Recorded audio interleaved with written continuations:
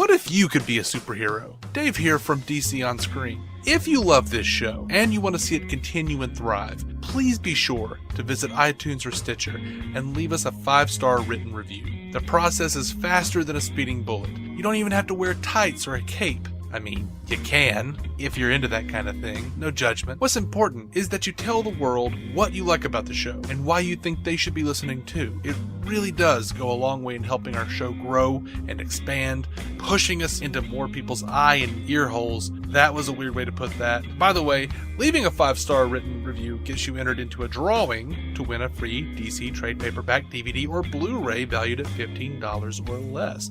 1 in 10 will win and will be chosen through a true number generator on random.org. Think of it as our version of that antiquated sexist moment where the superhero saves the girl and she gives him a little jaw sugar. Alright, begging is over. Time for a brand new episode of DC On Screen. Welcome into DC On Screen, episode 318. This is our weekly DCEU news episode. I say weekly, we weren't here last week. I am your host, David C. Robertson. I'm your host, David C. Robertson, and I used to be in a fight club. That sounds fun. This is my co-host, Jason Goss. Hi. You ever bust a man's lip open for the sheer hell of it, Jason? Nope. The closest I've ever come to bloodshed was my dog popping me in the head with her giant walnut head. Well, to be fair, I haven't busted a man's lip open for the sheer hell of it either. It makes a nice quote, Paul. I don't know. My roommate Jeremy, he bought all this like boxing equipment, and in college, and decided he wanted to start a fight club, and got me to go along with it. He also got my brother-in-law Spencer, who's about 1.5 feet shorter than I am, to agree to do it, and our friend Chris, who was basically a Greek god. And Chris whipped all over. Well, he and I never fought. I don't remember. I know he fought Jeremy, and they busted each other's lips open. No. But I never got close to any of that. I did wrestle between middle school and junior high. Mm-hmm. And in middle school, I actually did. I did great, actually. Got some medals and everything. And then, as puberty set in, the odds were against me. I suddenly went from state medal championships to being able to pretty much recite what the ceiling of any gym in my immediate area looked like. Yeah. Okay. Yeah, I think the only person I actually fought was Spencer. Was my brother-in-law. He wasn't my brother-in-law at the time. And our friend Shu, who was our roommate, he was a Chinese exchange student. He was just screaming at me during the whole fight, because Spencer was dating my sister at the time. He was like, "You remember, he had sex with your sister." I'm like, "No, he didn't." You insightful little man. Stop it. I thought he was going to be like me watching a football game, like, shake him in the eye. No. She was over there screaming, "He will never marry her. He had sex with her. He will never marry." Shut up, Shu. I like his style.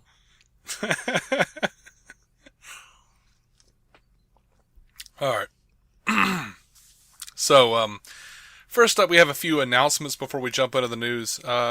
We wanted to wish our friend Christopher White a happy belated birthday. His birthday was February 1st.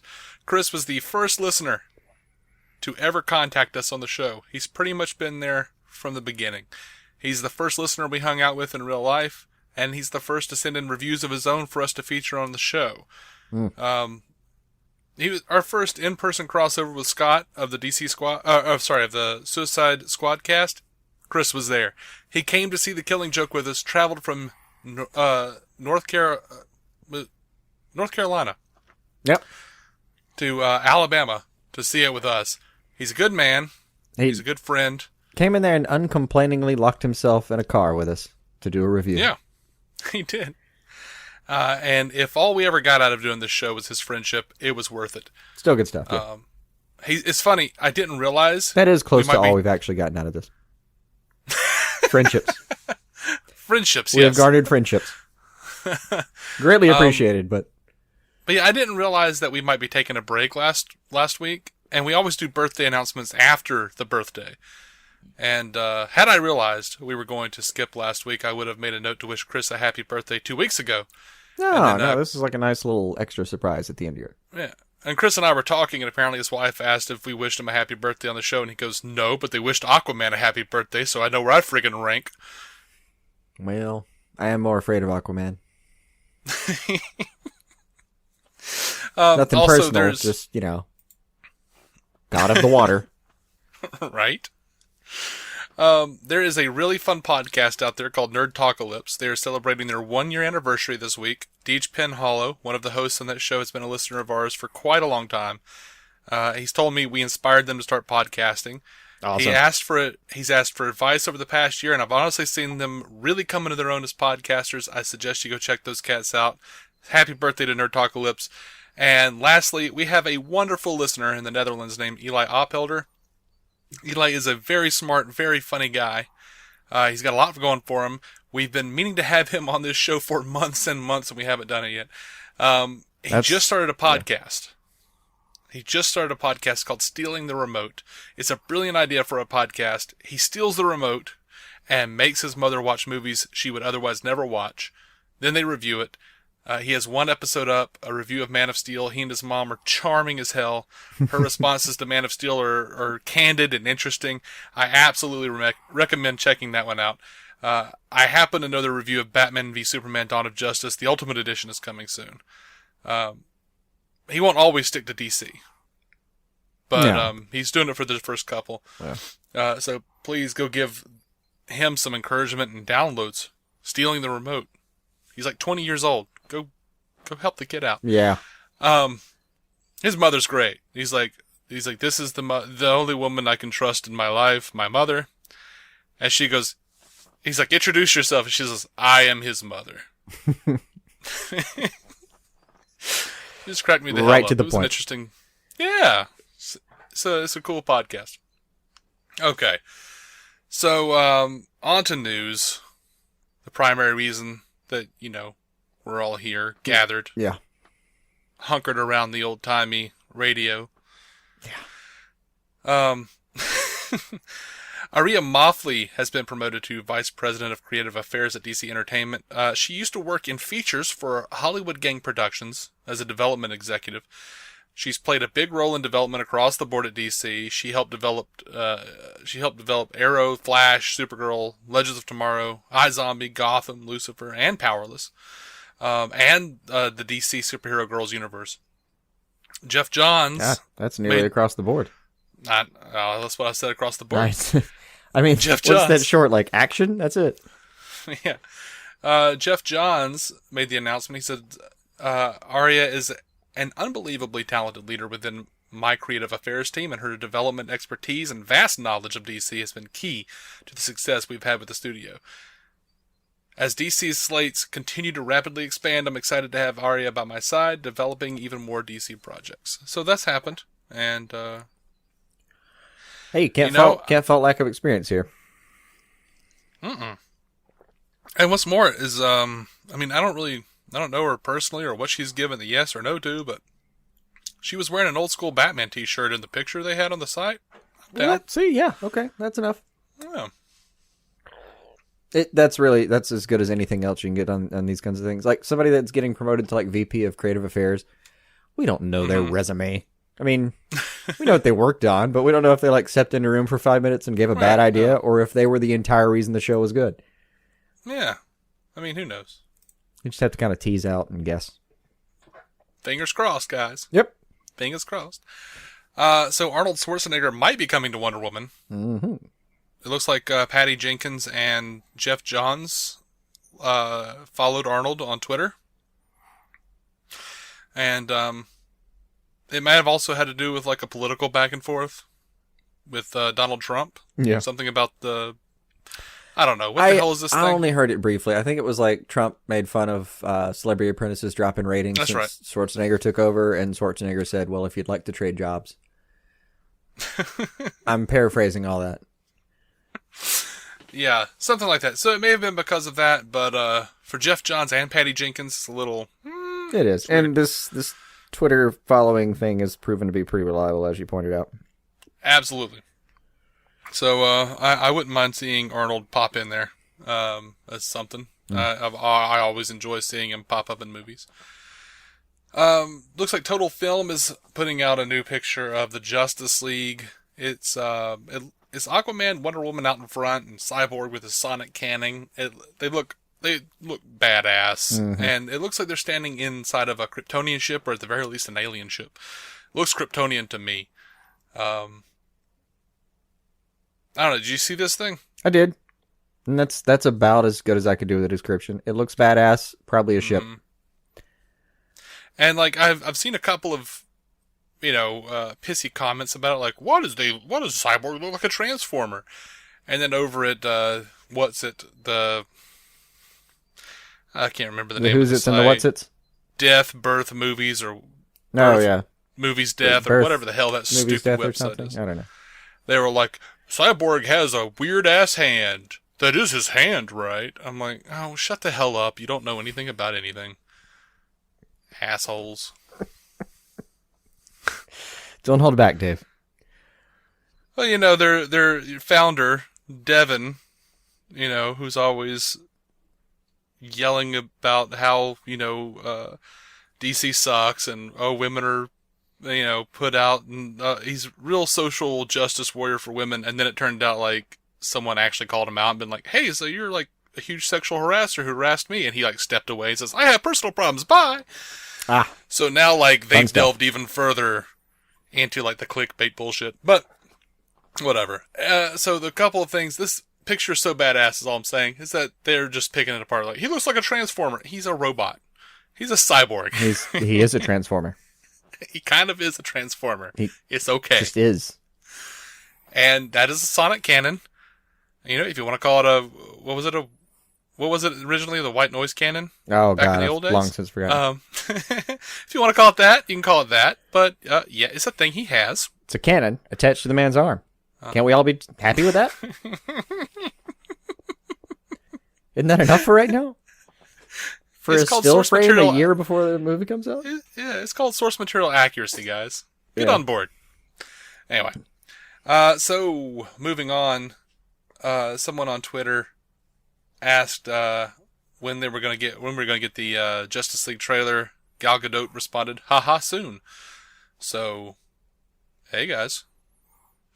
Does she mean like my movie's coming out soon? Well, no, they said, I'm over here hoping for a Justice League trailer during the Super Bowl, and Gal Gadot said, haha, soon. So, Justice League, baby. Justice League. All right. I do. I want another trailer. The first one was cool, but it's time. I want a little more footage. Feed me. I mean, some people think, I thought it was probably going to be on the Lego Batman movie. Nope. So, the next big tentpole is, Kong. I guess. March 10th. Yeah. I mean, I didn't actually expect it for Lego Batman. I thought they'd skew towards kids. And they did. Yeah. Skewed towards kids. I don't think there was a kid in our theater. It was just me laughing. Well, not Thursday at like 7:40, no. Thursday at 5, I think we probably missed all the kids on like the way out. Yeah, maybe. There was an exodus of children. I mean, the movie's made plenty. We'll get to that, though. So Laurence Fishburne... Laurence Fishburne was talking about not being in Justice League. Again, negative clickbait will try to lead you to believe that he decided to opt out of Justice League because of, the quality of the film. Fishburne says, they asked me to come for a day, but I couldn't work it out schedule-wise. And really, what do you need the newspaper man in Justice League for? You want to see The Flash, you want to see Aquaman, you want to see Wonder Woman, you want to see the Lantern. And everyone's just hanging, not everyone, hanging it out there about the lantern. Yeah, people are freaking out about the lantern. Think that's indication. No, it's not. He doesn't know. He's not even in the damn thing. Mm-hmm. Fishburne goes on. The man was too busy to get there for a day. Surely he doesn't have that much inside information about this film. Yeah. You think he's like hanging out back by the dumpster smoking crack with Army Hammer and being like, "Hey man, when are you going to show up?" Yeah, no, that's not happening. I don't know. Maybe he is. I don't. But anyway, I don't think so. Tom Cruise is Snapchatting him on set pics. No sir. No sir. So Fishburne goes on to say, "We've been waiting 35 years for these characters to show up on the screen. What were they doing over there? Marvel has been kicking their ass. This is the comic book geek in me, who has a collection of comic books. I've been waiting to see these people on screen forever." Dude, that's fair, but shut up. 35 years. Okay, first of all, 35 years, that's an excessively long time to be talking about Marvel kicking anybody's ass, because Marvel's only been kicking ass since '08. I thought that's what it sounded like that's what he meant, was like, they've been kicking their ass on like on-screen portrayal of the big team. Well, yeah, he says, what were they doing over there? Marvel's been kicking their ass. But he says, we've been waiting 35 years for these characters to show up. Well, most of these characters have been around for like 75 years, at least. So we've been waiting that long to see them show up in a source material capacity on screen. I just thought he meant like, we've been waiting 35 years to see a Justice League, and like, I've already got the Avengers, so like, come on guys, catch the fuck up. I mean, yeah, I didn't take it as 35 years of kicking their ass. Well, it's just, I'm just wanting to point out that Marvel has only been around doing this since '08. And, I mean, part of that time, Warner Brothers was making all the fanboys happy putting out the Dark Knight trilogy, so... And apparently the fanboys are all over that, because, like, oh yeah, we want a gritty, realistic Batman who wouldn't have anything to do with the Justice League. What the hell are you talking about? Why? Anyway. I don't hold that... Like, I have problems with those films, but I actually don't hold anyone accountable for that thought. Like, you know what? Great. Happy for you. You got your 3 films. Now I want to see them with everybody else. Right. But, no one's clickbait tweeting on this. They asked, as a comic book geek, were you surprised at how quick fans and critics were to jump all over Batman v Superman? Fishburne says, look, I love what Zack Snyder does. Jesse Eisenberg, this little nebbish guy as Lex Luthor, for me, that's a genius move. And the whole thing with Martha Kent and Martha Wayne, I don't know, man. I must be sentimental, but that's some heartwarming stuff to me. So I don't get it. Yeah. So that doesn't, exactly jibe with the clickbait titles of DC has been Fishburned. Oh, God, I'm sure they did that too, didn't they? I saw that, yes. Oh, fuck me.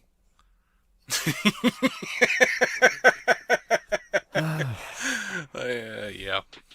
Actually, I'm totally with him on point 1 and only about half with him with point 2. It's still my only main contention, that point could have been done better. Oh man, whatever.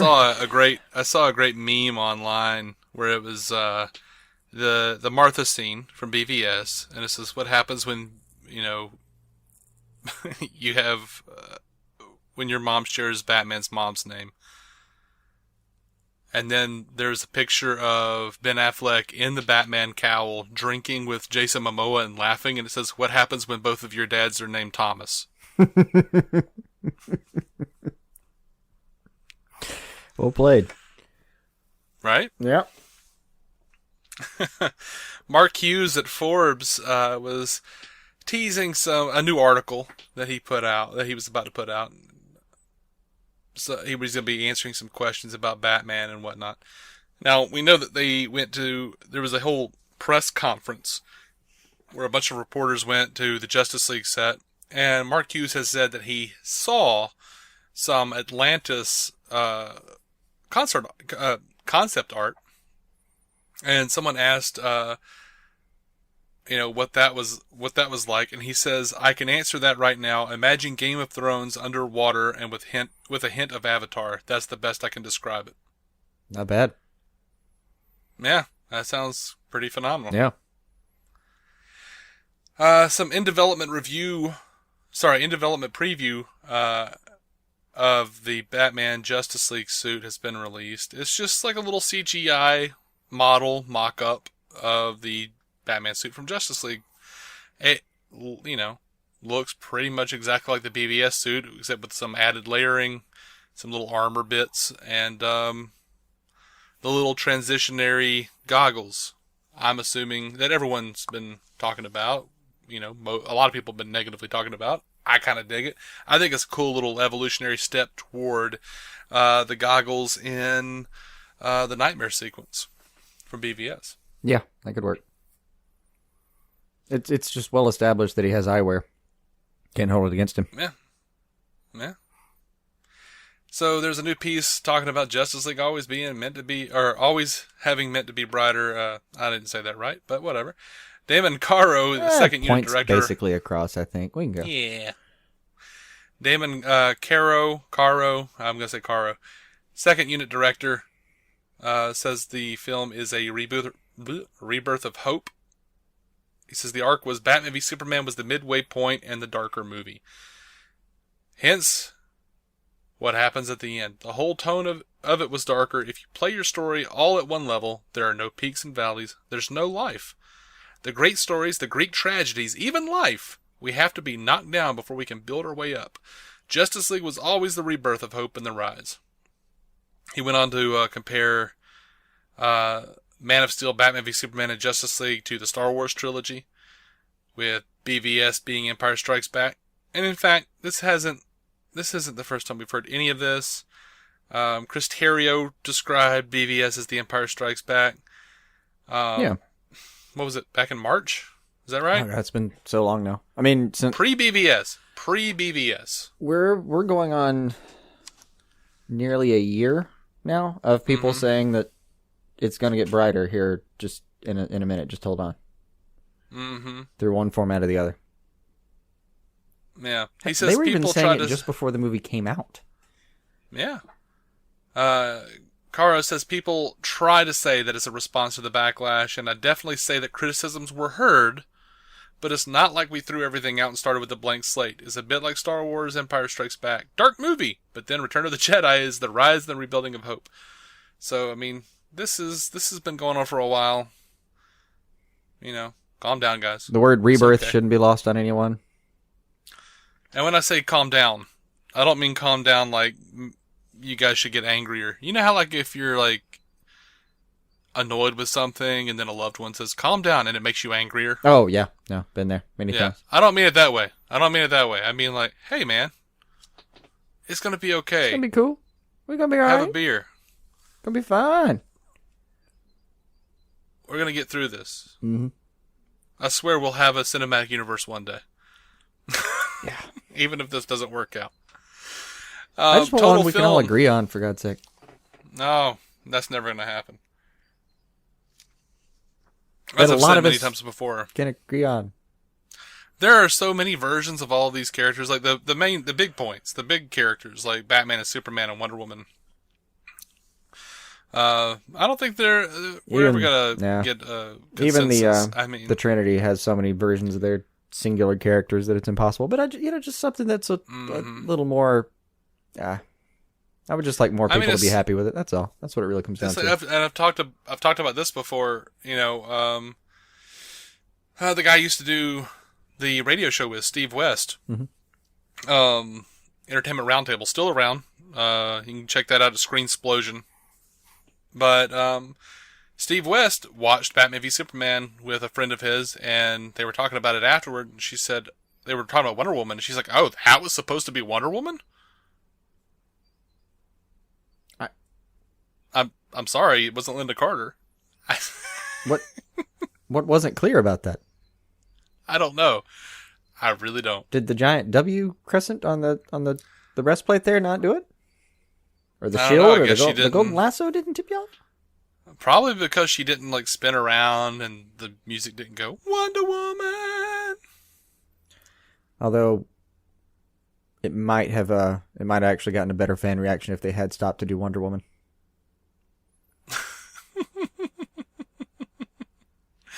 Maybe. Really? But as we said last week, might have seemed like the film didn't take itself so seriously for a second. Yeah, I tell you what, man. I've been having a lot of like crisis of faith moments this week since I realized that they lifted a particularly bad set of lines out of Batman and Robin for this movie. We talked about it last time. The She With You. I thought she was with you. Yep. I know. That was painful. Oh. You told me about it, and I kind of thought, oh, shit. He's right. Yeah. It didn't occur to me as so bad a line when they did it, but it still wasn't their best work. I didn't like it when they did it. As one of my least favorite things. Because I'm like, Batman, you know who she's with. Why are you saying I thought she was with you? Because you've been having this little cat and mouse game the entire movie. Yeah, I would just appreciate it if they'd like looked at each other a little suspiciously and then looked away and kind of shrugged and like squared up to fight. Just, okay, whatever. Anyway, so Total Film is purportedly confirming that Victor Stone, a.k.a. Cyborg, is a mother box. I thought we already knew this. I don't know. I've lost track now because that little bit in BVS is so clearly a mother box that I don't know what to do with myself. And there's clearly a mother box in the Justice League trailer that we have already. Well, they've shown 2 mother boxes in the Justice League trailer, and we knew that there were 3. There was one for the Atlanteans, one for the Amazonians, and one for the humans. And it's very clear to me, and it was always very clear to me, that Cyborg was the the human mother box.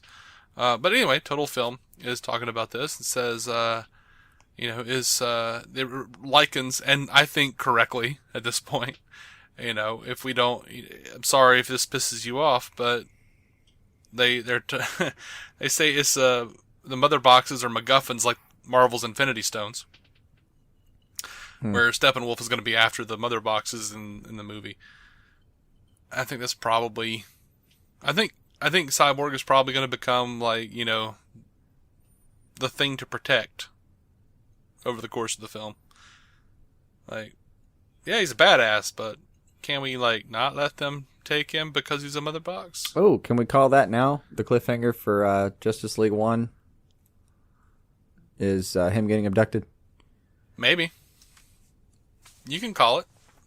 I'll call that in case I'm right. All right, do it. So it be called. Called be. Zack Snyder. Just second it.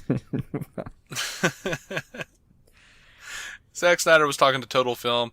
He said, he was talking about the dynamic of the team. He says, one of the more rewarding aspects of creating Justice League was having fun exploring the dynamic between this diverse group of larger-than-life characters with disparate backgrounds, ethics, and unique perspectives, all trying to come together and work as a team. It not only offers an opportunity for great drama and complex relationships, but it also often results in great fun.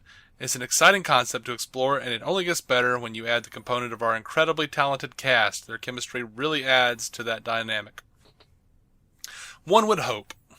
That's your takeaway? Yep, sounds good. Pull it off. That's my takeaway. Yeah. And, as much as I've defended these films, we still expect more. It would have been nice if we had a little more time, like a little bit, like at least one or two more solo films. But whatever, man. I don't know. I can deal with the format of how they were setting them out. I just there's so much I would like to have done differently. Well, yeah, that's us though. Kiersey Clemons confirmed her Justice League appearance. Again, this is one of those things that I thought was already confirmed. I don't know why we're going over it again, but Kiersey Clemons stated during an Instagram live video she does have a cameo in Justice League. She did point out that it is listed on her IMDb page. So there you go. No secrets Mystery here. Solved. That's not proof though. I mean, come on, IMDb can get a little weird on you. It has been known to. It has been known to get a little weird on you. It's also been known to get a little spoilery and absolutely, completely freaking correct. Oh, God, yeah. Yeah. I know. Aquaman, they've had some casting stuff. Now, everyone's saying, like, oh, they have their... no, none of this has been actually cast yet, so just calm the hell down. And that, in this way, I don't mind if you get mad. Temuera Morrison, who played Abin Sur for Green Lantern, actually, is in talks to join Aquaman as a Thomas Curry. Be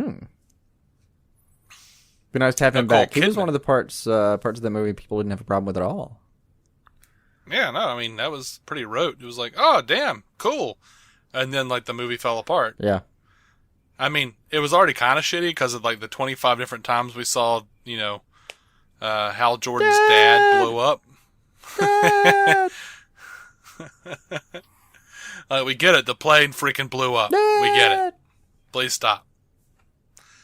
But yeah, Nicole Kidman is in talks to play Atlanta, or Atlanta, whatever you want to say. I don't know. The exiled queen of Atlantis who falls in love with landlubber Tom Curry. Now, of course, everyone knows Nicole Kidman was Dr. Chase Meridian in Batman Forever, which will mean, in a way, Batman has slept with both Aquaman's mother and Superman's mother. Well, I'll be damned. Yeah. Huh. Affleck had an affair with her in, what was that movie? I don't remember. But The there was thing a about movie. George Reeves. Was it? Was it? I thought it was the thing about George Reeves. The little the biography. No, I thought it was some romantic comedy. But anyway. Ah, damn. Not my cup. IMDb it is. Yeah, then, Batman obviously got with Dr. Chase Meridian in Batman Forever. Yep. So it means some version of Batman has got it on with a couple of Justice Leaguers' mothers. This is going to become in like 10 years' time, this is going to be a fun little 6 degrees of separation on Batman's dick. Yeah. That's just what it's going to... How close are you to a bat wiener?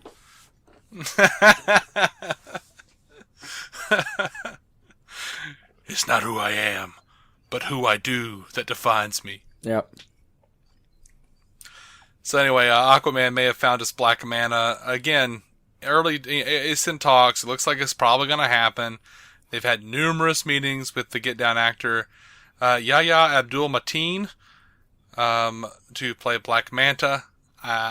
It's looking like a sure thing. A lot of people are already saying, jumping the gun, clickbaiting, saying that it is a thing. But maybe. Looks like that's probably what's going to happen. I haven't seen actual confirmation that it's true, though. That it's absolutely, like, him. Yeah. They... As far as I can tell, yeah, it's just I don't know.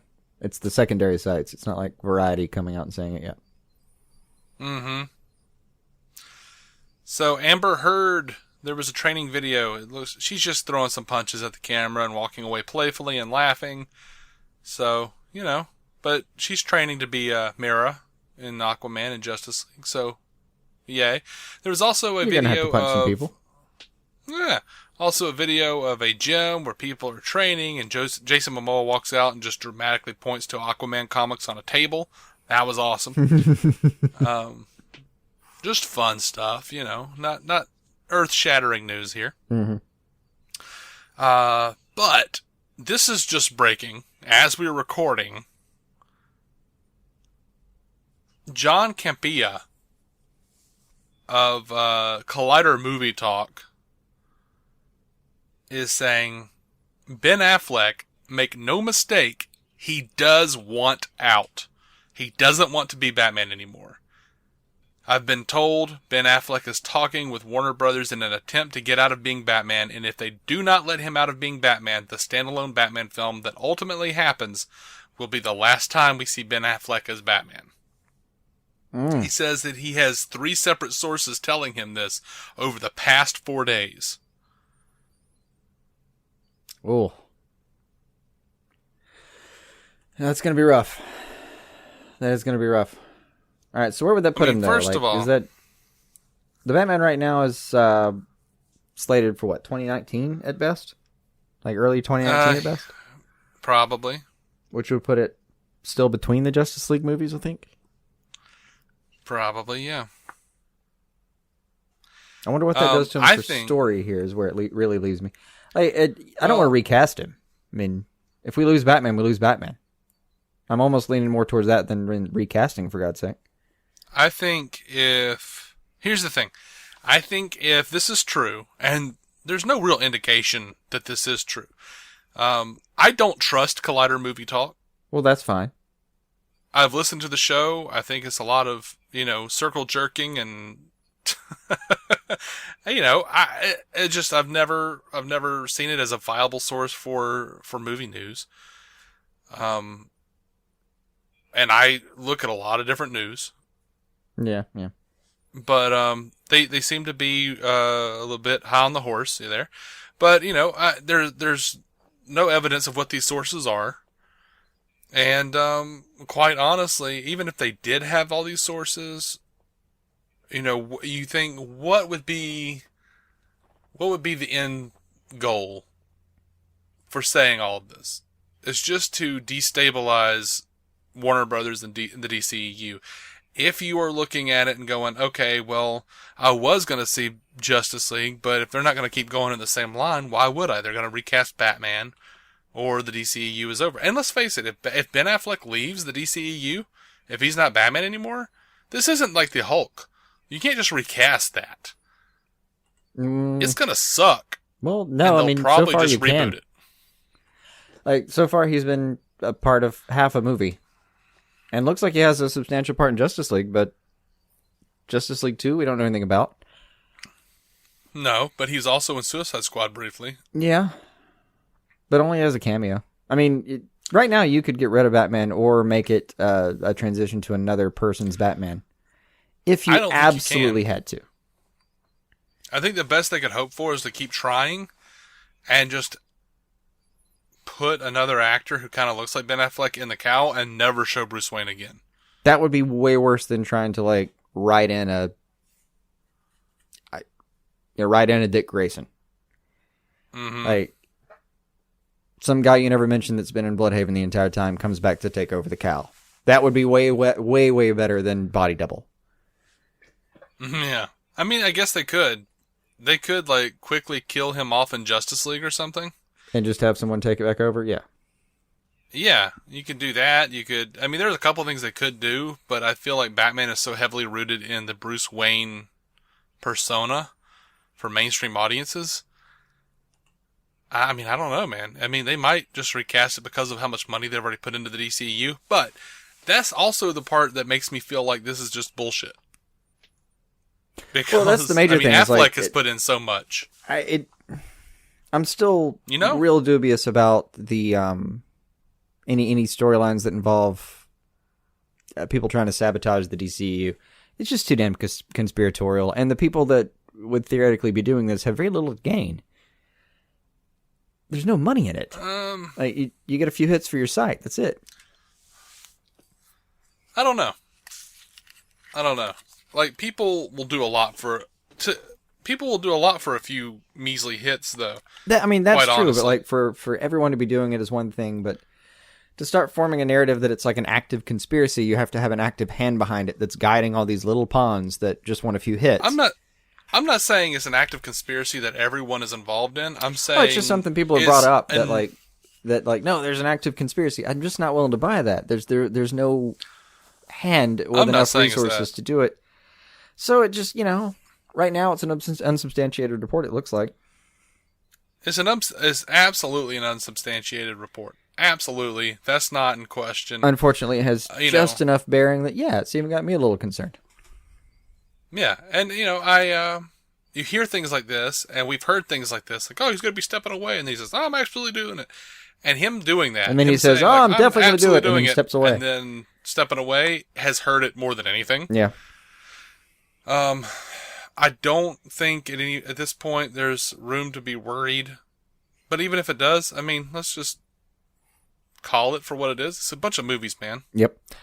I also think that if this ends up being true, this is where I land on it. Or if we end up seeing more news that this is possibly going to be true, where I might land on it is this.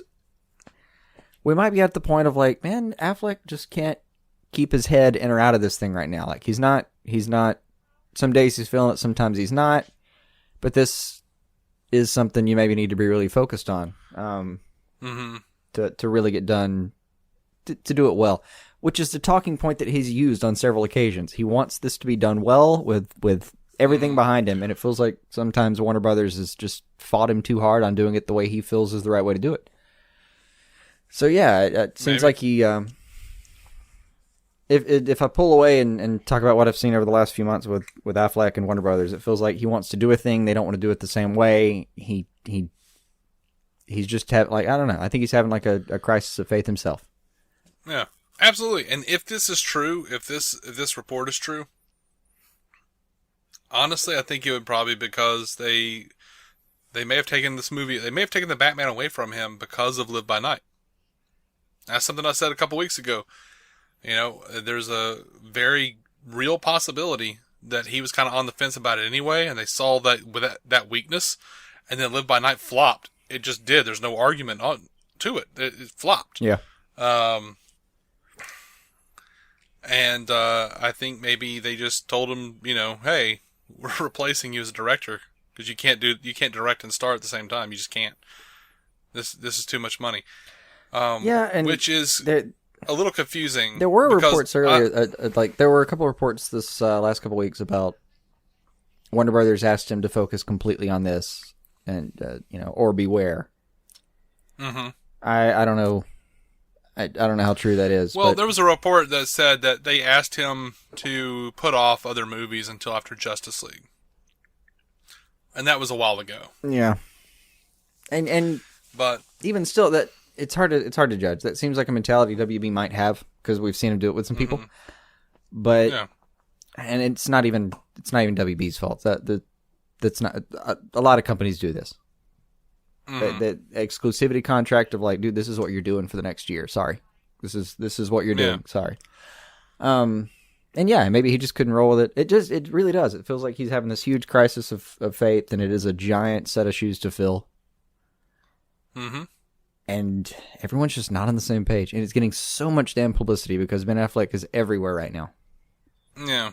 But I would rather have a better Batman movie and Affleck not be the director of it. I was on board with that. I mean, everyone's let him step down, let him focus on product. Like he's apparently got some writing chops.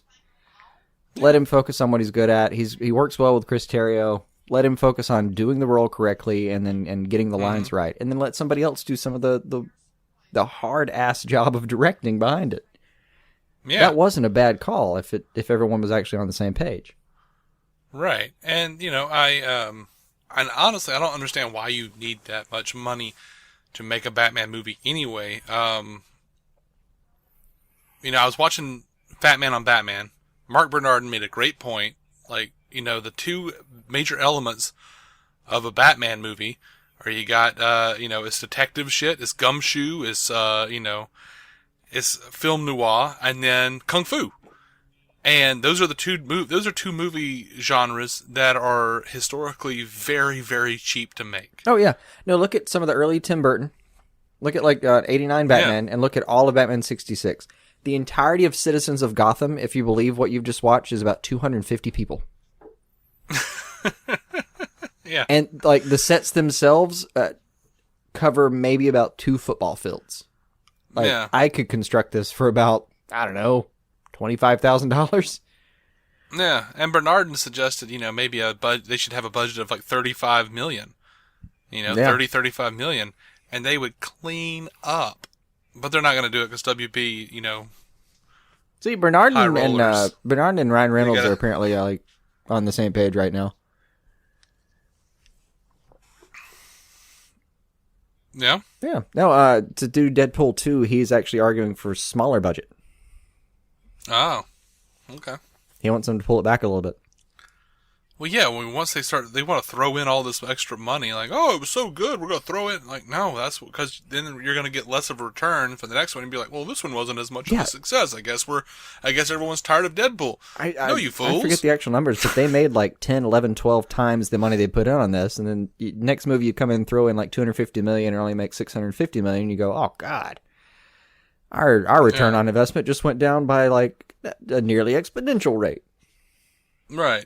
But then, of course, you have the other end of that spectrum, which is the Salkinds or whatever with in Canon Films with Superman, where they're let's spend progressively less money on every Superman film. And see what happens. Until it really shows. Tell you what, just for kicks on the last one, we're going to tell them the budget's this, and then we're going to make it 50% of that when they show up. So, Anyway. the ROI will be amazing. No, it very much will not. Yeah. So anyway, on to other big news. Hopefully the Ben Affleck leaving Batman thing is not real. Hopefully. I've enjoyed Batfleck. I hope it's not real because I hope it's not real. I just do. I honestly think that whether or not he dips is going to depend on how well Justice League is received, and subsequently how well his standalone is received. Yeah, well, they haven't invested enough money in the standalone yet. Like, he can still bail after Justice League and face minimal financial consequence for somebody like Ben Affleck.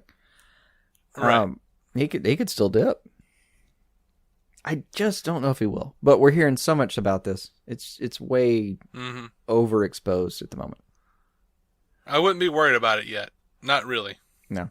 Wait for I'll tell you what. Give it 2 weeks, because this story will proliferate hugely. Give it 2 weeks and wait for his next little press run somewhere.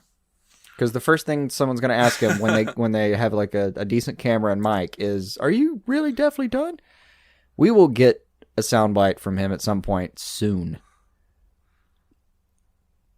I guess we'll go from there. It's just gonna be him rolling his eyes and going, "Shit, what is wrong with you people?" I know. So anyway, it's being reported that it's, completely a done deal. But Variety says early talks, so, again, calm the hell down, have a beer.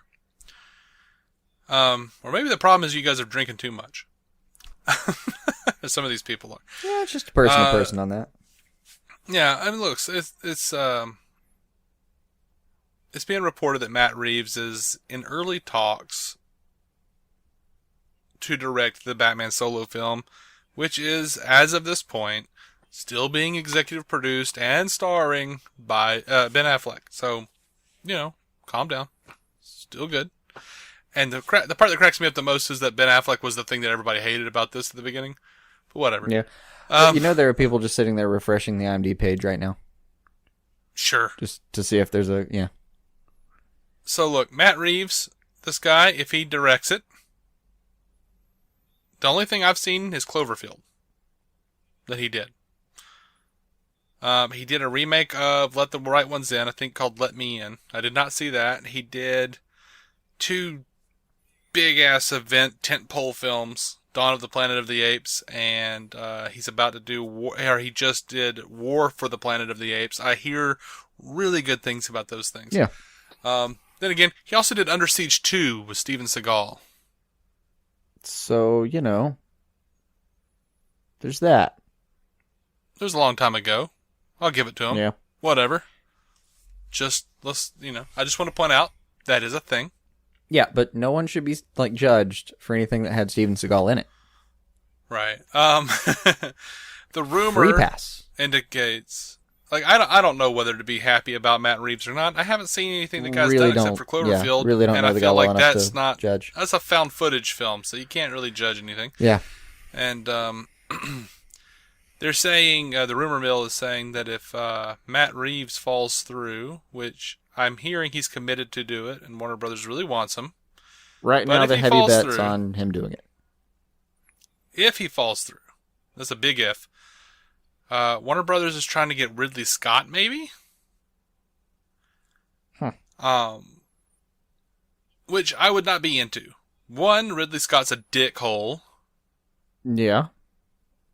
I've heard that one. I would have to completely just overrule because it's a Batman film, I would have to see it, which pisses me off because I've sworn I would never watch another Ridley Scott movie. My first comment is well, I mean, yeah, but we'd only see Batman for 15 seconds and he'd be in shadows. Right. Which could work. Legitimately could. The better parts of BTAS were in the shadows, for God's sake. I don't know about that either. But it's when he was scariest. Ridley Scott. My issue with Ridley Scott is that he fired a Star Trek actor because he found out he was on Star Trek. And what, you're on Star Trek? Ah, get out of here. You were on Star Trek 10. You were on Star Trek 10 years ago, whatever it was. You're fired. Yeah. What? Now, Ridley Scott also has said, he told Digital Spy last year, superhero movies are not my kind of thing. That's why I've never done one. I've been asked several times, but I can't believe in the thin, gossamer tightrope of the non-reality of the situation of the superhero. I've done that kind of movie. Blade Runner really is a comic strip when you think about it. It's a dark story told in an unreal world. You could almost put Batman or Superman in that story, in that world, that atmosphere, except I'd have a freaking good story as opposed to no story. So clearly he has a bias against superhero movies. Yeah. No. You can't just throw Batman into Blade Runner. Wouldn't be the same freaking... It would ruin both of them. Oh my God. Would it? Yes. Or would you just have Batman Beyond?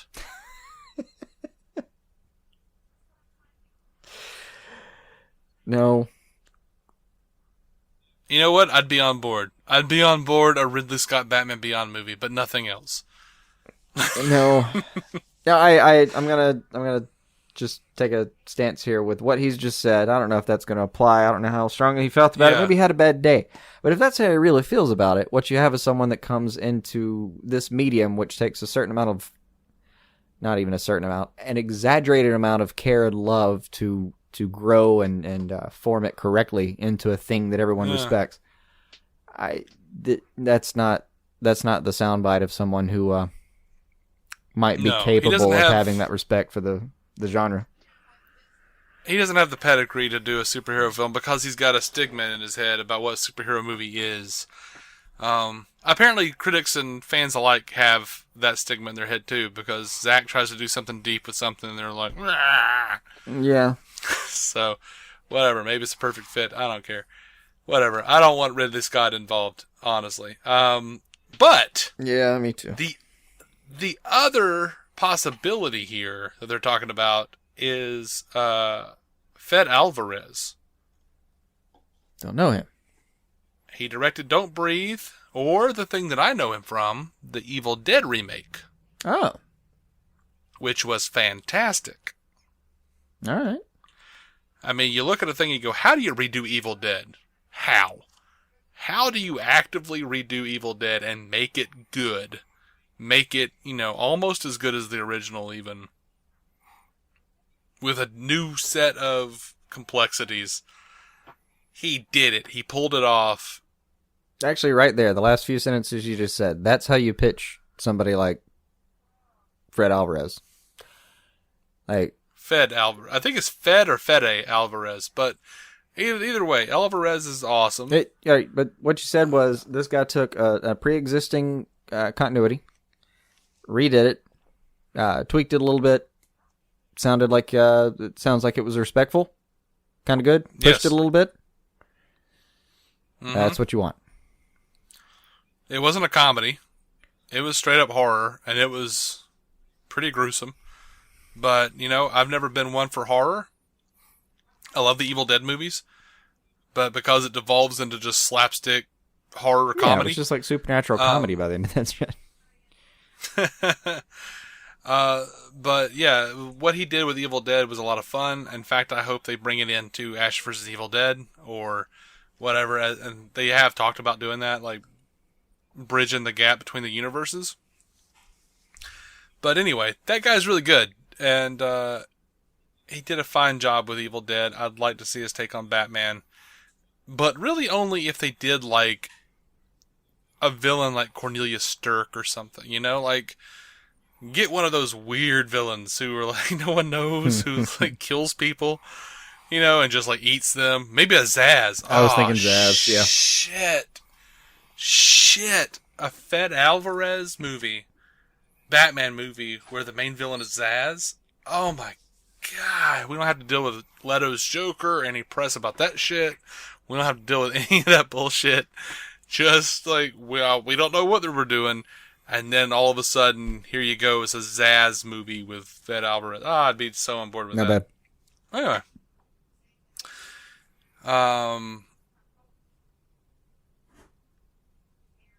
Yeah. So, I'm pretty sure it's going to be Matt Reeves, and I look forward to seeing what he brings to the table. Hopefully he brings something good. Sounds qualified. Knows how to do a big budget. It's again, that was what they were looking for, man. You got to know how to do a big budget.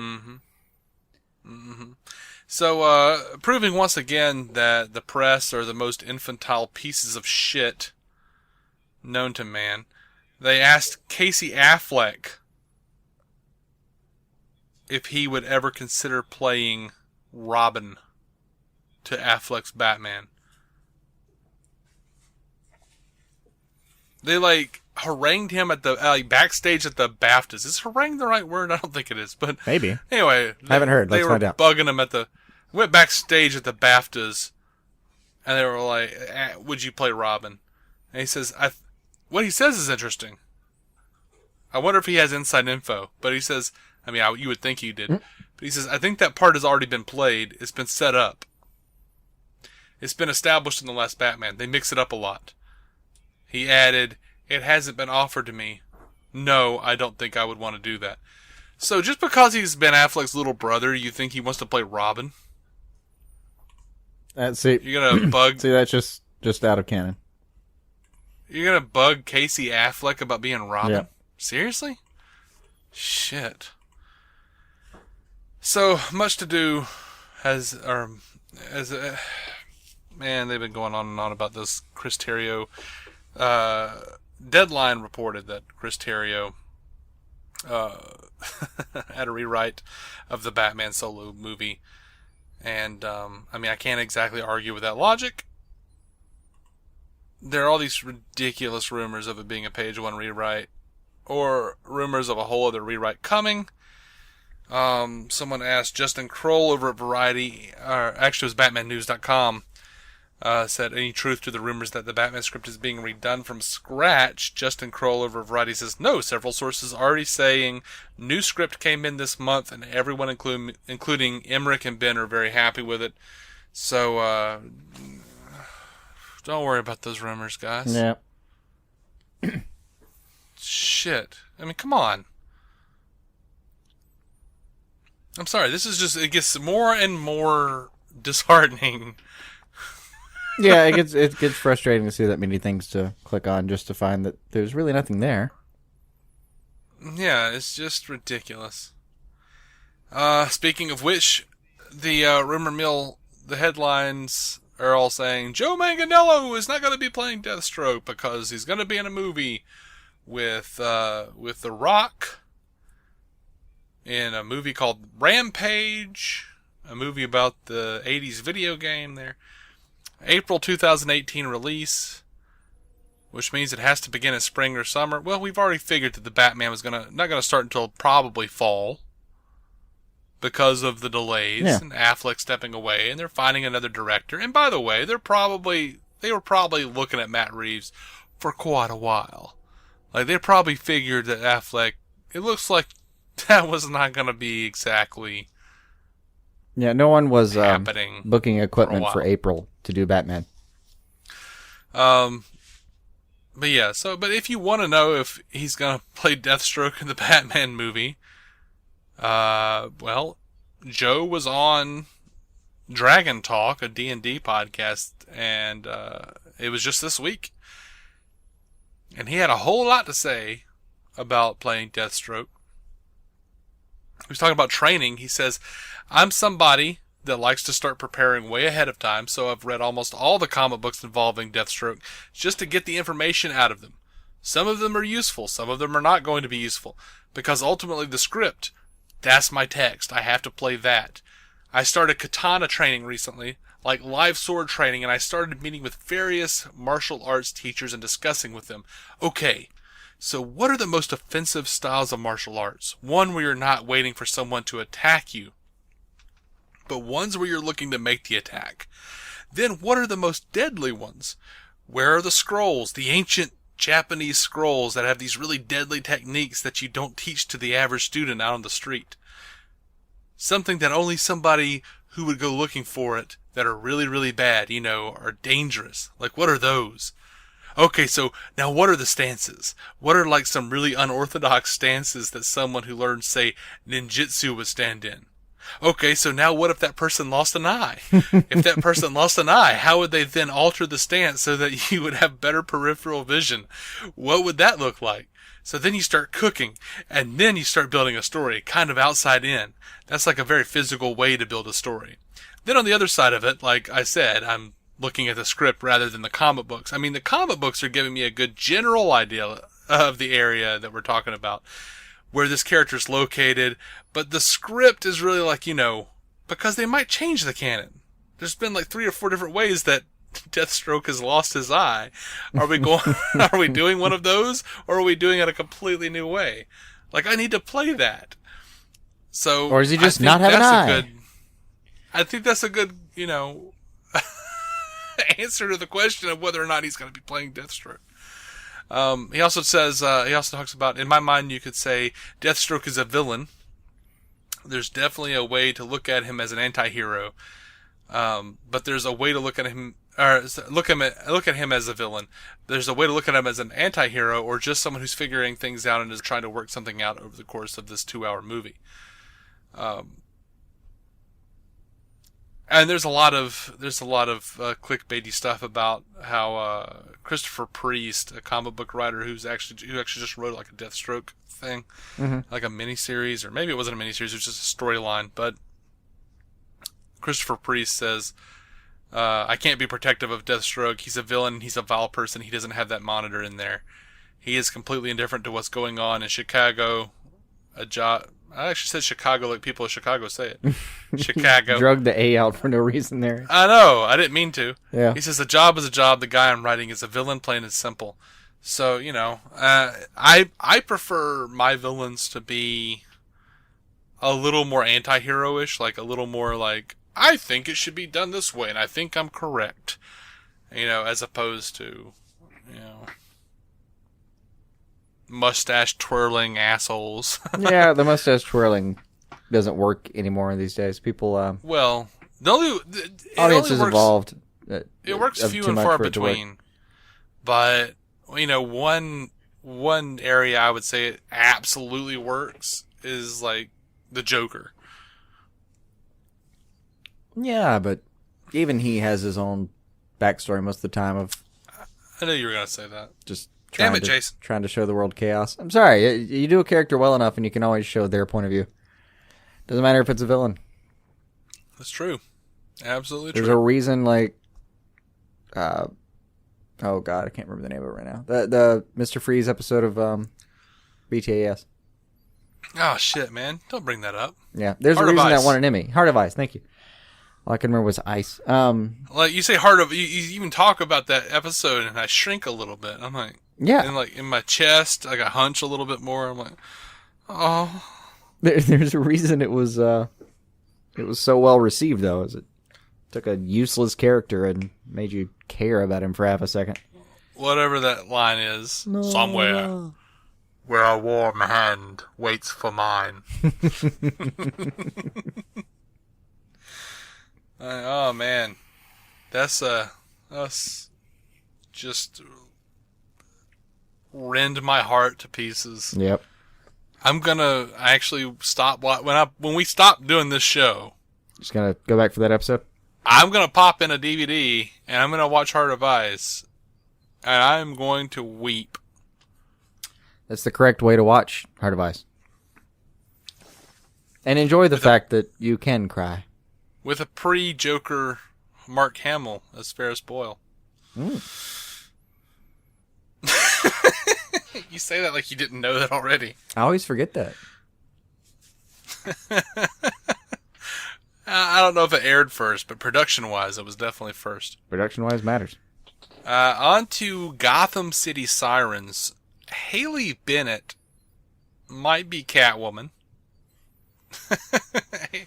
She was in The Girl on the Train in The Magnificent Seven. She posted a couple of pictures on Instagram, which is, as far as I know, really all you can post on Instagram unless you're doing a story. But I mean, She put up a picture of the Bruce Timm Catwoman. Which, why the hell wouldn't you? I don't understand. But then she also posted a picture of her with short hair and said, "This is me now." And people are thinking that means that she might be playing Catwoman in Gotham City Sirens. Or she too just realized that the series was great and wanted a new haircut. Right. They're like, oh, she's got short hair like Selena Kyle does sometimes. Yeah, sometimes. But, if you're paying attention, the picture of Catwoman that she posted, the Bruce Timm Catwoman, had long blonde hair. Yep. So, whatever. Do with that what you will. Specific on it, which I'm sure she wouldn't. Because she's not a real fan. Yeah. I'm just kidding about that. I hate when people say that. Anyway, Lena Headey from Game of Thrones, and also 300, a Zack Snyder joint. Someone asked her, "Why aren't you playing Catwoman yet?" And her response was, "Why the fuck am I not?" Oh, well played. And I have to say, if I had to choose between Lena Headey and Haley Bennett, I would choose Lena Headey.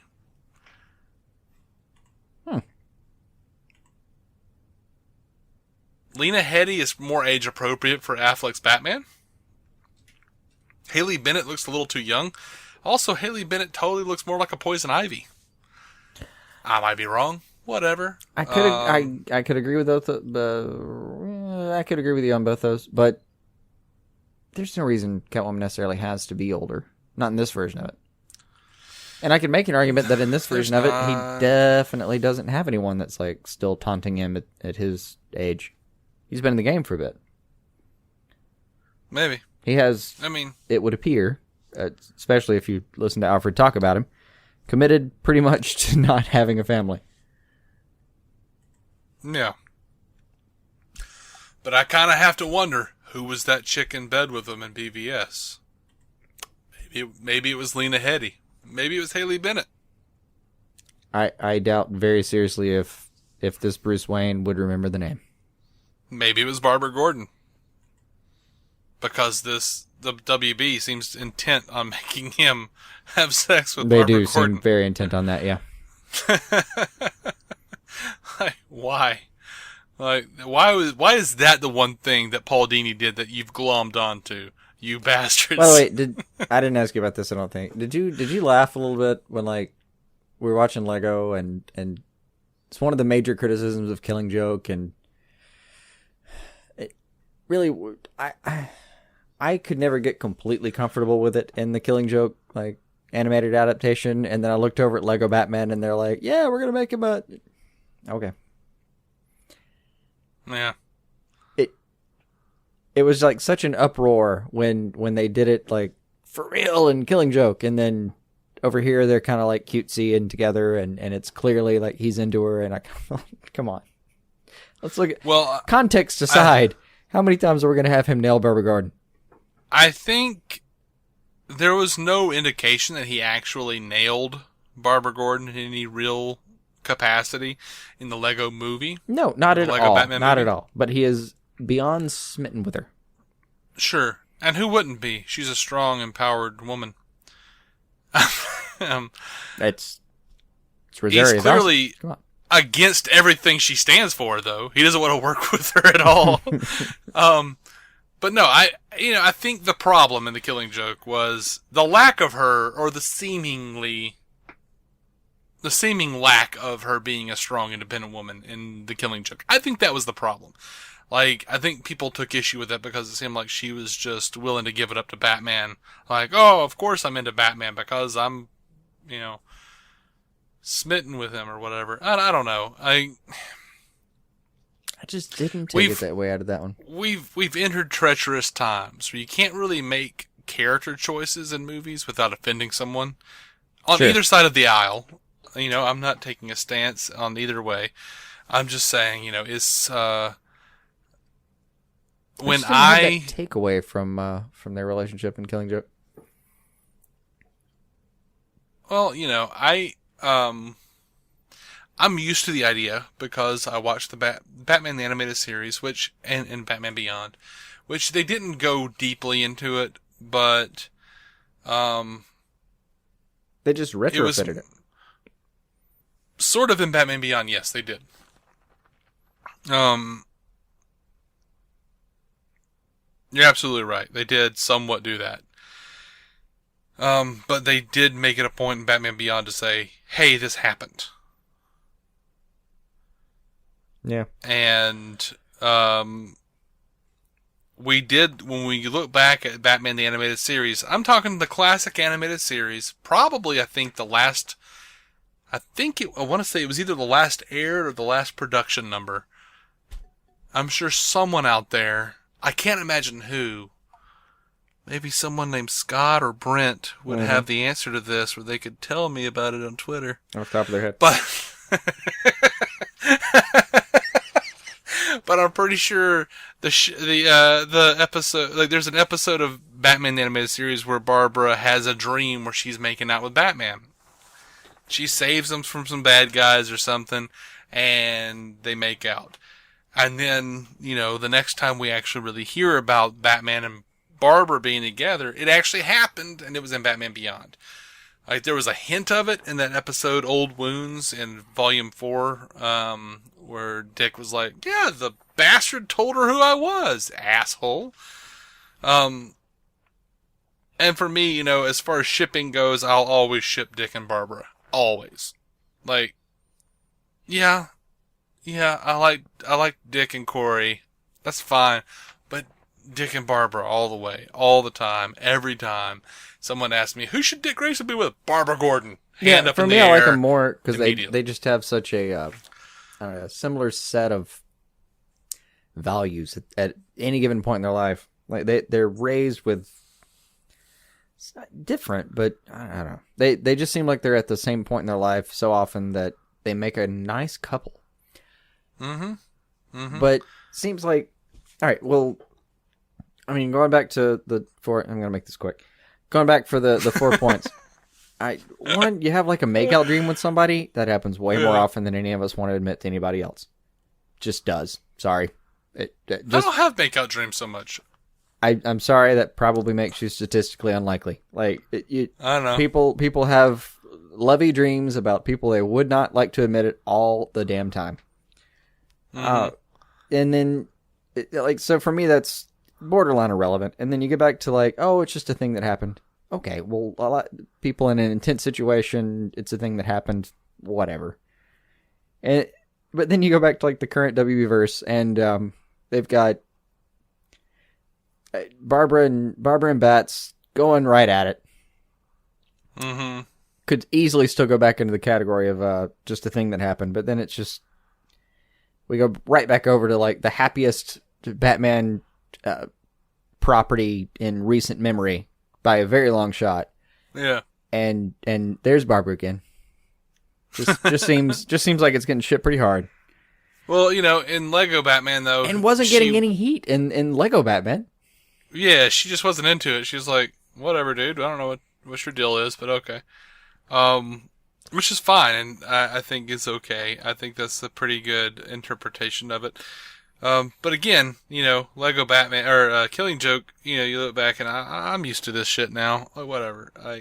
You guys want to make Batman like a cock-blocking asshole who steals his son's girlfriend? Okay, I guess. Like, you know what? You earned one. Like, Batman the Animated Series was so good, they earned one. They earned one just completely disgusting, terrible thing that Batman would never, ever do. They added so many spokes to the wheel, as Kevin Smith would say. They actually added so much to the Batman mythos that, you know what? You get one. You get one really messed up thing. You know what? And I'll end my part of this tangent with this. Again, my wife is watching Shameless right now. I keep walking into scenes that are way worse than anything we're talking about. Right. I haven't seen Shameless. So I've almost gotten numb to stuff like that. You're more willing to accept Gotham now. I really am. There's a legitimate case that, like, Cameron Monaghan's character walked out of Shameless, walked into Gotham City, and became the Joker. Yeah. All right. That's a thing you can damn near make a case for. Seriously, I just walked back there 10 minutes ago. 10 minutes before we started recording, I walked back there and went, what's happening? And just looked at, is Jerome is he going into asylum? Yeah. Was that him I heard kidnapping a baby? Yeah. Is he bipolar? Yeah. Okay. Yeah. Well, shit. Because like she was in the kitchen, I was in here doing stuff, and I heard somebody, for God's sake, kidnap a baby. Sure. Weirdly, That from happens. the dialogue, you can actually tell when someone has hijacked a baby. But sure enough, I'm sitting here. I hear like a scene that clearly indicates that, and I thought I recognized his voice, but it's not as nearly as distinct as it is over in Gotham. And yeah. Reminds me, though, I need to watch Raising Arizona again. It's a great movie. God, it's such a good movie. Yeah. God, Such a good movie. That's probably Coen brothers. That's probably been 18 years for me. Yeah, you want to know who should direct a Batman movie? Coen brothers go at it? Yeah. Absolutely. For that matter, tear up the contract with Disney and let the Russos do the Justice League. Go for it. Let's go crazy.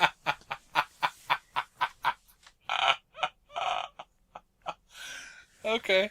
Yeah. Get some revenge on the mouse. Over to BVS news, because, gosh, we have really diverged. Oh, yeah. Let's actually get some stuff done real quick. Zack Snyder released a VFX reel. It was a pretty comprehensive video effects reel for Batman v Superman this week. He tweeted, "This is a look behind the curtain and what my amazing VFX team is able to achieve. They are simply amazing." The video is pretty comprehensive, covering everything from young Bruce being carried up by bats to the final fight with Doomsday and Superman's death. Spoilers. And includes some voiceover explaining the layering effects the team employed on occasion. Some of the footage was released a few weeks ago, but it is largely new behind-the-scenes material. It's pretty cool. It really is. I mean, the cinematography and the effects were not the things people had problems with. Right. Largely. Now, we are DC on Screen, and this isn't the end of the show, by the way. So we do tend to move toward DCEU stuff, like the DC Cinematic Universe, if you want to call it that, which is why we haven't talked about any of this stuff, but we're going to talk about it now. There was a kind of a lot of it, so I moved it to the end of the line. Lego Batman stuff. Well, this doesn't have anything to do with the DCEU necessarily. In support of the release of the Lego Batman movie, Warner Brothers threw some support from its other properties at the new feature. Not only did Gotham, Supergirl, Arrow, and the Flash get billboard-sized Lego makeovers on the sides of the WB offices, the shows last week featured some of those Lego redesigns in the credits. Also, some of the TV spots with Will Arnett included some of the crew. So that's really cool. Yeah. That's a nice little swath they're of funny little interconnectivity. pictures too. Like the little Arrow Lego looks so damn angry, and he's got like a 5 o'clock shadow. Mm-hmm. So there is a reference to Suicide Squad in the Lego Batman movie, and without getting too spoilery about the line itself, for those who haven't gotten to see it yet, the director had this to say about the moment, which some described as being a derisive line of against Suicide Squad. I can't remember if that was one we really had to run up the flagpole or not, or just the executives who were on the movie saw it and were okay with it, but this was just us kind of riffing in a voice booth. It was me, Jared Stern, and Will Arnett. It was one of those things where we gave Will an idea and he took it and made it his own. I love working with him. He's amazing, but being able to get away with stuff, I think, is kind of one of those things we do well in all of the Lego movies. There have only been 2 so far. You feel like you're sort of getting away with it. In another interview, he said, because we're approaching these characters in this movie with a lot of love, people kind of let us do some things that maybe we couldn't do. Will Arnett also explained the moment as saying, it's kind of incumbent upon us in this position in a certain way, as the absurdist Batman, to take those shots. If we don't, then we're sort of missing our own point. And this makes a great point. I thought... I'm calling it the absurdist Batman. Yeah. I liked what McKay had to say. I thought Arnett nailed it, though. Uh-huh. But the thing is, I thought about it in the movie, and I didn't say it. I thought I was going to remember it when we did the review, which is already up. You can already go check that out if you want our opinions on the Lego Batman movie. Mm-hmm. Spoiler, we loved it. I thought I was going to say this in the review, but I didn't. I said it on Twitter and got a lot of positive feedback. People were just going, "Oh shit, why did you say that? It's totally true." The Lego Batman is he's totally just Frank Miller's All-Star Batman from All-Star Batman and Robin. Oh, yeah. Yeah. Without the cursing. Yeah. I was going to say without the sex or the cursing, but he's pretty into Barbara Gordon, and I'm pretty sure that Frank Miller's Batman would totally have sex with a minor on top of a rooftop. So... Yep. Even though she's not a minor in the Lego movie. But I think Lego Batman is totally just Frank Miller's All-Star Batman. Like, current, crazy-ass, I'm kind of an old man but look way older Frank Miller. Actually, his current rendition of Batman is the Lego Batman without cursing. I mean, really, how far is Superman from All-Star Superman? You'd have to ask Grant Morrison. And he's not shown a lot. Yeah. He's not shown a lot in the film, but is he really different? It is. I don't know. It's kind of the All-Star universe. I mean, I wouldn't know. We don't see enough of Lego Superman to know. No, I don't think there's anything contradictory in it. Maybe not yet. It's a very very selfless, like, I don't know, selfless, friendly kind of Batman take. Yeah. So the Lego Batman numbers are in. With the release of Lego Batman last week, there was some curiosity about whether the project would come out hot in sales while it came in under its predecessor, the original Lego movie. Mm-hmm. It still managed to win the weekend with $55.6 million. It beat 50 Shades Darker at 46.8, which is kind of crazy, and John Wick 2 at 30 million. I thought John Wick would do better. They did too. They did too? Is that what you said? Yeah. I saw a pretty good amount of hype about, like, John Wick 2. Woo, it's going to be great. $30 million is not bad for John Wick 2. It's not. It's not. I did not... Oh, okay. I did not see John Wick. I want to. I've always wanted to. Ever since the trailer came out, I said, oh, man, I'm going to see that movie. And I just haven't had time. If you listen to the podcast, you know why. Because I'm too busy doing this shit. Right. But also, didn't the puppy die? That's what sends him on his rampage. Yeah, okay. So that's why I didn't actually bother finding the time to watch the movie. I was like, no, I've already... No. Mm-mm. I don't need puppies dying. Sorry. But it's a dude taking revenge on a bunch of people who killed his puppy. I mean, I understand that completely. It's cathartic. I get that. I just didn't want to... the trailer alone was like, no, the puppy died. I'm told there's a bit... I don't want anything to do with this property. I'm told there's a bit in the first one where they come to his house and try to kill him. And he, like, murders them all. He takes them all out. And then, like, the cops show up at his house. And he, like, opens the door and they're like, John? And he's like, officer? He's like, we heard there was some noise. And he's like, no, that's okay. And he, like, looks around John and he sees all these dead bodies, laying on the ground. And he's like, you working again, John? And he's like, nope, just sorting some things out. Mm-hmm. He's like, understood. Have a good night, John. Dude, I gotta see this movie. Like, I just gotta. This looks amazing. That's good dialogue. It didn't look bad. I just saw the puppy thing and went, oh no. Absolutely understand. I absolutely understand. I'm good here. But why he's so attached to that puppy, other than just being a completely cute puppy? It was the last thing his dead wife gave him. Hurt me. Oh, fuck, man. God damn it. Yeah.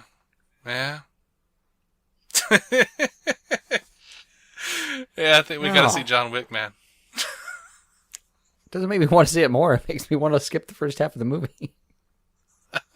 I'm just going to watch everything but the first 20 minutes of John Wick. Right. But in the sequel, there's like Laurence Fishburne, and they're like together again after like 20 years. Oh. So God, I kind of want to see that too. So much longer than we'd like to admit to. But then I'm the guy that forced you to sit down and watch Shoot 'Em Up with Clive Owen. So yeah. I remember literally falling on the floor. Yeah, you had to sit down on the floor, and I was so certain that it was like supposed to be that ridiculous. And then we watched the special features, and the director's talking about how awesome it was and how serious it was, and we were like, "Wait, what? This was clearly a satire." What?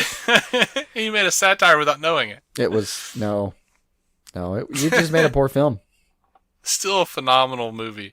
It's still like if you can get over the fact that the filmmaker thought he was making a serious movie, it's pretty phenomenal. Then you might survive this thing. I enjoy the hell out of it. And to be fair, you were laughing really hard through the entirety of the movie. Oh, it was just satire as far as I could tell. It just made me laugh the entire time. Sure. So Will Arnett is he pranked a UK toy store. He was doing a little bit of press in the UK on BBC Radio 1 as Batman. And host Matt Edmondson has a segment called Alphabetically, in which the caller has to start each new sentence in the conversation with the next letter of the alphabet, A to Z. Arnett's Batman does a swimming job with it and seamlessly completes the rotation because, as he puts it, Batman's greatest superpower is his mind. It was good stuff. It was. He gets stuck at like the normal times. Like you get to you and you're like, uranium. You get to see in like xylophones. I mean, like my other boy is interested in xylophones because music. Uh-huh.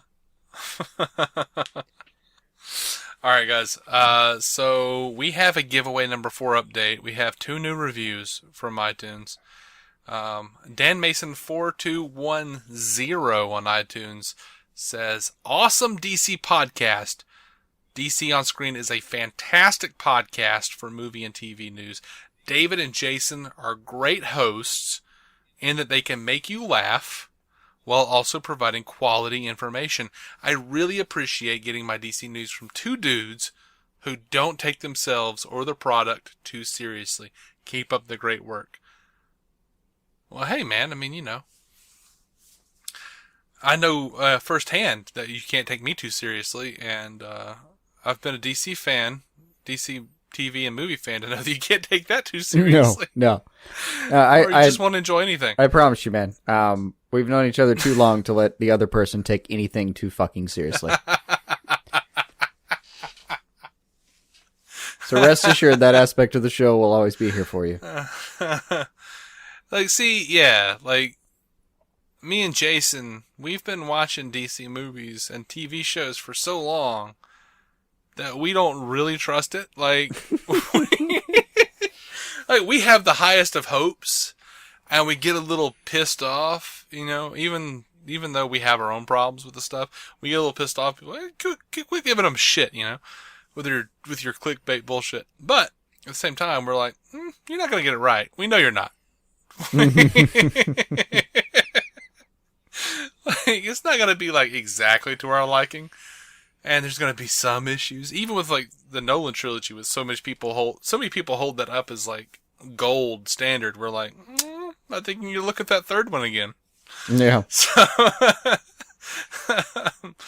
you know, I love DC. Love, you know, as many times as they rebooted it and everything, you can only really love the concepts. Like this, what happens. The only thing you can really hold true to is the concepts of the characters. Yeah, no. And have preferences as to what they've done.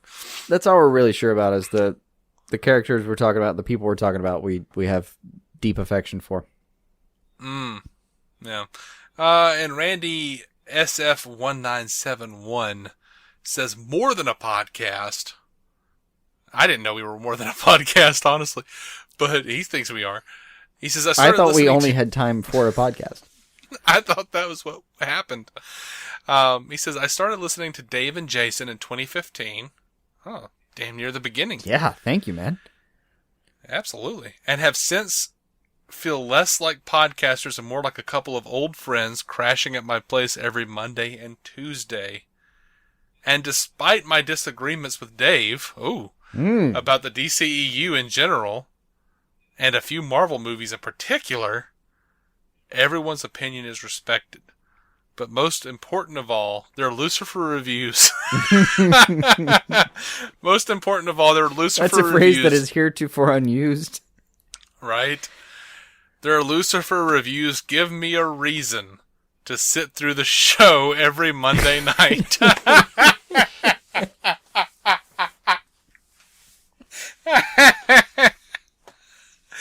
Shit, man, I didn't know we were forcing you to watch Lucifer. I'm so sorry. I'm so sorry. Also, thank you for going through this with us. It hurts. A lot of the time, it hurts. All right. I think we might be best friends now, Randy. Yeah. We've been through some shit together. Yeah. We were in that foxhole together. Yeah. I do mean foxhole because it airs on Fox. And it is a hole. Yeah. It's yeah. It's gotten better recently, though, right? Yeah, like 2 episodes. I hope it gets better. Anyway. Fingers interminably crossed. That makes number 5. Randy is number 5 in giveaway number 4. Excellent. 5 more reviews. And someone else gets a trade paperback, a Blu-ray, or a DVD. DC, of course, because we're not going to pay for your Marvel shit. Even though we love Marvel. We do love Marvel. And actually, if you ask us, we probably will. But yeah, you know, but we have a brand to consider. There's some really good Marvel stuff. It doesn't say like DC begin parentheses okay Marvel. We really like them too, like a lot. Like no apologies, really love Marvel, but we focus more on DC in parentheses on screen. That's not our title. Right. So we couldn't make a graphic that made that work. But just between me and you, if someone wanted to give us a 5-star review and then asked us later on if they could get like a Guardians of the Galaxy trade paperback instead, I might be okay with that. Don't quote me on it. Yeah.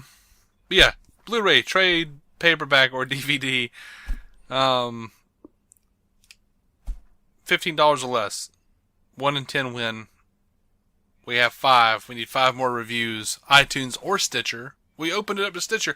We would open it up to Google Play too, but I can't find a way to review anything on Google Play. So yeah, Google Play's got some. It's Google. They like algorithms instead of actual human interaction. It's got some play to it, yeah. In all fairness, Google was founded on an algorithm, so it's done well for them. Yeah. Again, stick to your brand, guys. All right. So that is going to be it for our DCEU news. Aside from the fact that I gotta mention this. I don't know why. Coolio said that he was going to be Scarecrow. I thought I saw that. In the sequel to Batman and Robin. I thought I saw that. And he says, I doubt they'd be coming knocking on my door now or come calling now or something like, no shit, buddy. Coolio. Yeah. It's like, these days you see Coolio in the news and you go, that was a thing. I forget what I saw he was doing recently. Shit. Someone's going to be really angry with me. Someone's going to be like, I like Coolio. Twitter. And I'm sorry. I mean, I did too. I owned Gangsta's Paradise. I mean, who the hell didn't? Oh, who can't recite like old. at least a couple lines from that? Oh, I can recite way more than a couple of lines.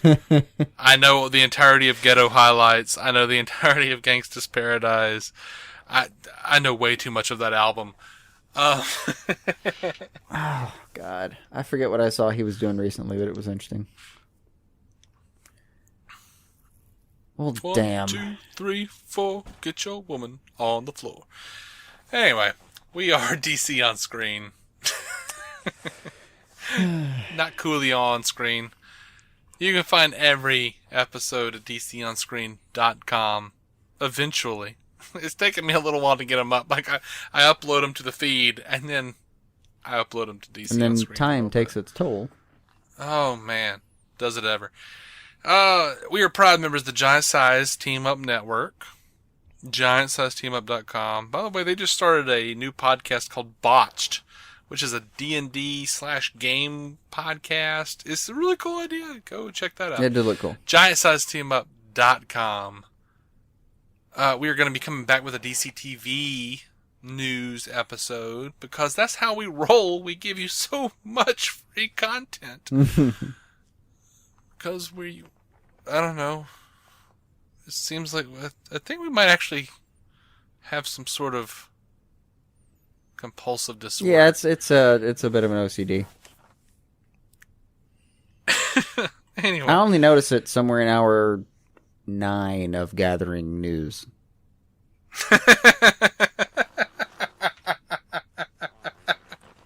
Like, good old hour 9. Like up to hour 5 of gathering news, you're just kind of like doing it, and then between 6 and 8, there's this period of hysteria where you think you're about to have a panic attack, and you realize no, I'm just dehydrated. I haven't eaten or drinking or drank in 8 hours, and right somewhere in hour 9, you realize, oh, this is the thing. This is an actual pathology.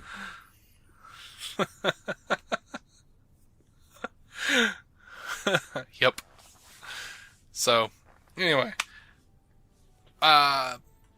Also, Batman Podcast Network, because that is also how we roll. And I think I said that's how we roll earlier, and I can't remember.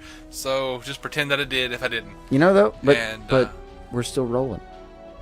We are still rolling. Because that's how that metaphor works. We are.